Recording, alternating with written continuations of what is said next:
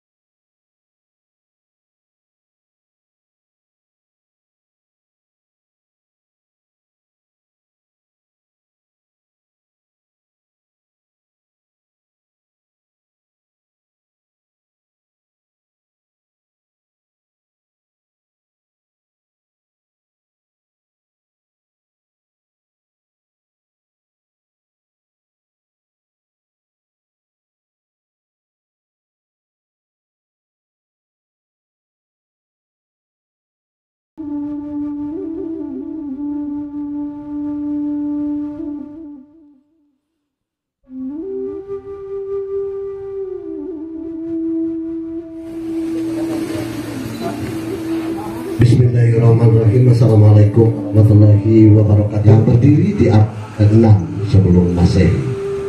Skala itu artinya titisan. Belak itu berarti manusia di skala belak meyakini bahwa titisan dewa. Sekali lagi diulang, skala belak, skala itu titisan. Dalam bahasa Lampung kunonya, belak itu adalah dewa. Jadi manusia titisan dewa. Kerajaan skala belak berdiri di abad ke-6 sebelum Masehi. Menganut paham animisme disebut dengan Hindu Bhairava, yang menyembah satu Tuhan, yaitu sebuah pohon nangka yang bercabangkan kayu sebukau. Pohon nangka dan bercabangkan kayu sebukau ini dijadikan sesembahan bagi masyarakat skala belak kuno, karena di dalam pohon ini ada kejadian unik, yaitu kayu sebukaunya adalah sumber racun yang maha dahsyat, sementara getah dari nangkanya menjadikan penawar dari racun itu. Kalau getah dari kayu sebukau itu netes pada kulit kita, maka kulit kita bisa melepuh. Namun uniknya, ketika diobati dengan getah dari nangkanya, dia bisa serta merta sembuh dengan seketika. Makanya sebuah pohon merasa kepepang atau pohon nangka yang bukau ini dijadikan sesembahan oleh masyarakat adat skala belak. Pada abad ke-6 berdiri satu kerajaan kecil, belum besar, yang dipimpin oleh raja pertamanya bernama Aji Saka, disebut Lalaula, yang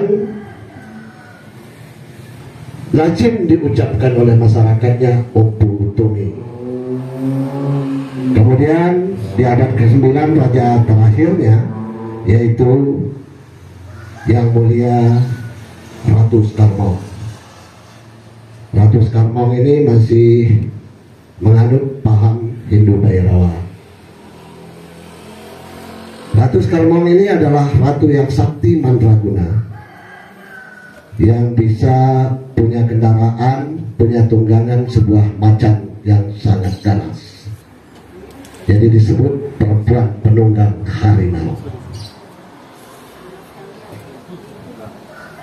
Ini fakta, bukan fiksi.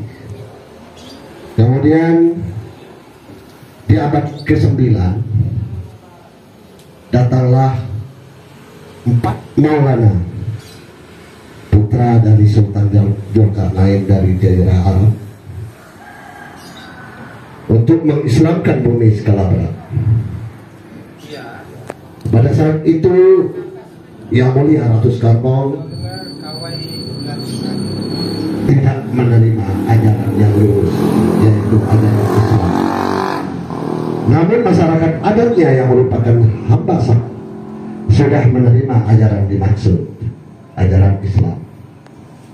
Maka murkalah sang Ratu Soekarno dan menyatakan perang dengan 4 Maulana beserta pengikutnya. Maka pecahlah perang Skalabra pertama melawan Ratu Soekarno dari 4 Maulana tadi melawan Ratu Soekarno. 4 Maulana itu yaitu Maulana Perno, Maulana Belungu, dan Maulana Abjalan Diwai beserta Maulana Nyerupa, yang kemudian disebut Utu Perno, Utu Belungu, Utu Berjalan Diwai, dan Utu Nyerupa. Pada saat itu Ratu Soekarno terbunuh oleh keris Pelambangan, yaitu salah satu pusaka dari Utu Perno. Ketika sedang membunuh Ratu Soekarno, pusaka Utu Perno itu tadi bermandikan darah. Maka dari saat itu keris pusaka disebut berganti nama menjadi Rakyat Istinja Darah, yang sampai sekarang kerisnya masih ada, disimpan oleh Paduka Yang Mulia Sebatin Pendekan Dalam beliau Dr. Andes Pangeran Edward Saparno, Sarjana Hukum, Minister Hukum, Sultan Skalabra yang Persatuan ke-23, Saibatin Kepaksian Perno, Kerajaan Adat Paksipa Skalabra. Kemudian wilayahnya dibagi 4. Wilayahnya dibagi 4, ada yang di bawah kekuasaan Utu Belungu, ada yang di bawah kekuasaan Utu Perno, Utu Berjalan Diwai, dan Utu Nyerupa. Pada saat perang ini, hamba sahaya yang sudah mengikuti ajaran Islam memakai topeng, karena mereka akan memerangi saudaranya sendiri. Jadi ada ketimurannya, nggak enak kalau memerangi saudara sendiri dengan muka terbuka. Maka mereka memakai topeng yang disebut dengan bahasa Lampung Sekura. Dan peperangan itu dimenangkan oleh kaum muslimin dan muslimat pada saat itu. Maka budaya Sekuranya diabadikan sampai pada sekarang ini, ketika kaum muslimin dan muslimat masyarakat Skalabra ini habis memenangkan peperangan melawan hawa nafsu, menjalankan ibadah puasa selama 1 bulan di bulan Ramadan. Maka di bulan Idul Fitrinya dari 1 Syawal sampai 7 Syawal, masyarakat adat Paksipa Skalabra masih menyelenggarakan pesta rakyat Sekura. Itulah asal-muasal Sekura. Kemudian di gedung dalam ini, di gedung dalam Paksian Perno ini, selanjutnya ada perang Skalabra 2, Skalabra 3, dan Skalabra 4. Itu sudah melawan penjajahan, penjajah Belanda, penjajah Inggris, Portugis sebelum Belanda, dan penjajah Jepang yang terakhir.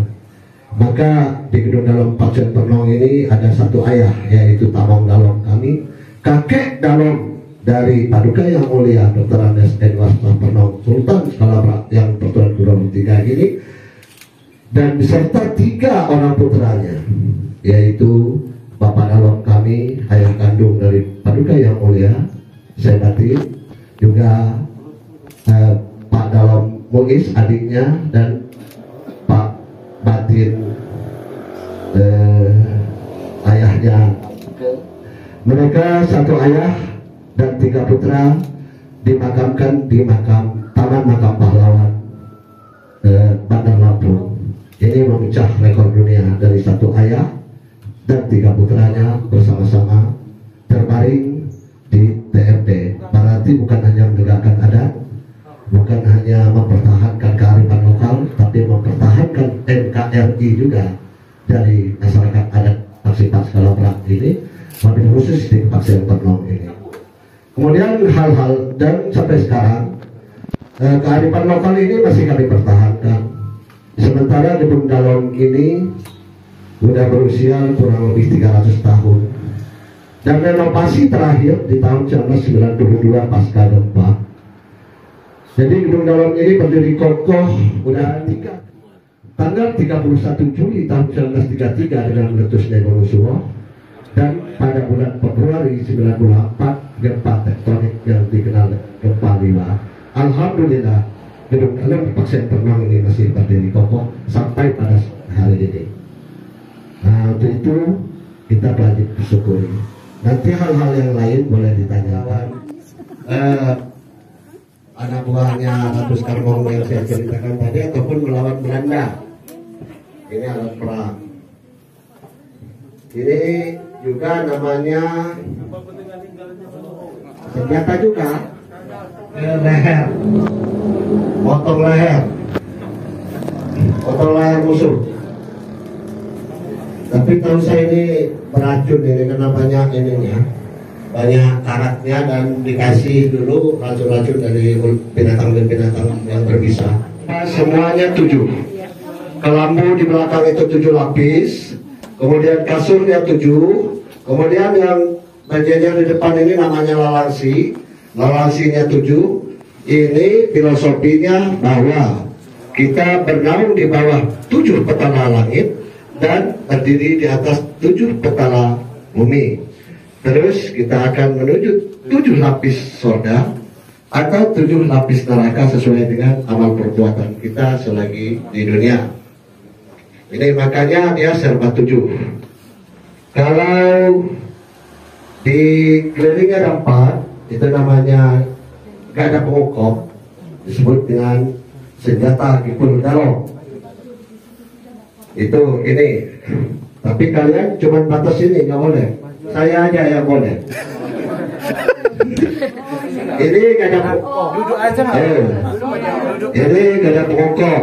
Biar dijelaskan. Nah, ini 4 karena melambangkan filosofinya yaitu Paksipan Skalabrak. Kemudian ini pedang Alif Jaya. Pedang Alif Jaya ini di turunan yang keberapa di zaman penjajahan Belanda. Paksian Ternong ini pernah menyelesaikan masalah di Kesemah Lebar dengan Belanda, sehingga dihadiahi pedang Alif ini di zaman Pangeran Alif Jaya, sehingga Paksian Ternong waktu itu dimerdekakan selama 8 tahun. Bahasa Indonesianya, kalau bahasa Lampungnya ini tirai. Tirai ini yang boleh 3 lapis ini hanya di Gedung Dalong. Di luar Gedung Dalong boleh pasang kayak gini, tapi 2 atau 1. Simbol. Nah, kemudian ini itu singgasana Paduka Yang Mulia. Ini hejongan ratu. Ini singgasana ratu. Jadi di sini kalau Yang Mulia Ratu pulang duduknya di sini. Permaisuri.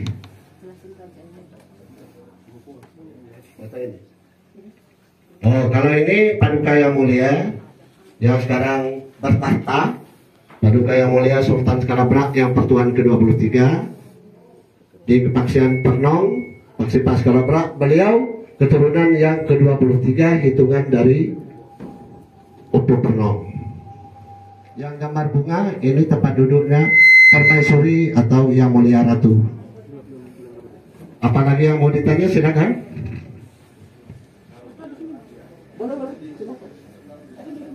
Boleh, jangan duduk aja.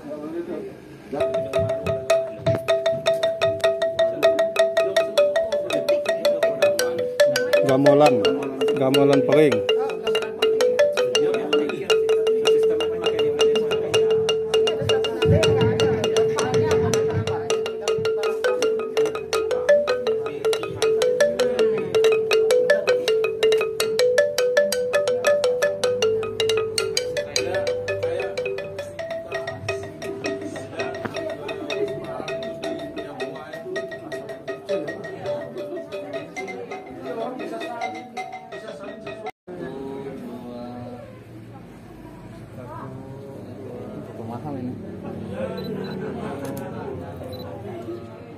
Nah, ini motornya Om Deddy dan Om siapa?